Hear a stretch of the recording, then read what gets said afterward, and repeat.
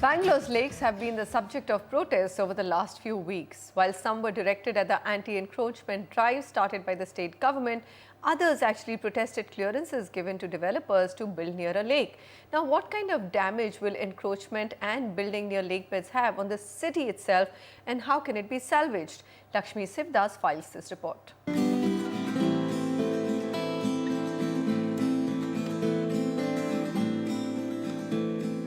The Sankey Tank is one of Bangalore's best-maintained lakes. However, soon, this 100-year-old lake's vicinity will also play host to a luxury apartment complex after the developers received a go-ahead to the project from the High Court. The residents in the area are not happy about it. One has to start right at the beginning to see that no encroachment happens, particularly close to the lake beds.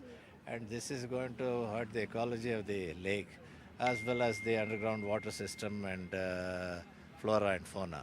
And coming and building an apartment block very close to the lake, everybody, you don't have to be an engineer, everybody knows that the water system ecology is spoiled.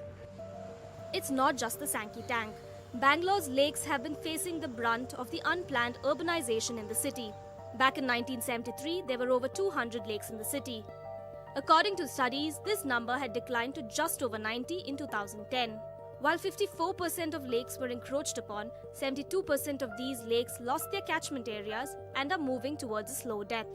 While demolition drives were the immediate impact felt by homebuyers, experts say that the damage goes much beyond it, and it impacts the groundwater table in the city.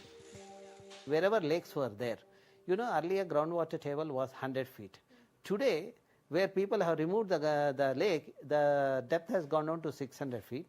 And in some location with the intense urbanization, the places like KR Puram, etc., it has gone down to 1200 to 1500 feet. When we get the water at that depth, that essentially also has the contaminants, the heavy metals, etc. are there.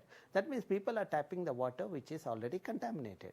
You need to maintain at least 30 to 40% green cover in the catchment that will allow the water to percolate, which keeps the water in the underlying layer, and that's how the lake will have the water all 12 months. The moment people convert that into the paved surface, as it happened in Bangalore, the lakes have become seasonal.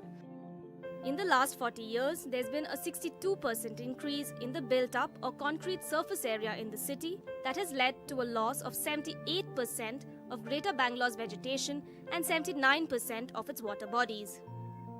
Major lakes that have been encroached or are the site of dispute over encroachment include the Bengaluru Lake, the Saraki Lake, the Chunchangatta Lake and the Agara Lake, which has shrunk from 170 to 97 acres between 2002 and 2014.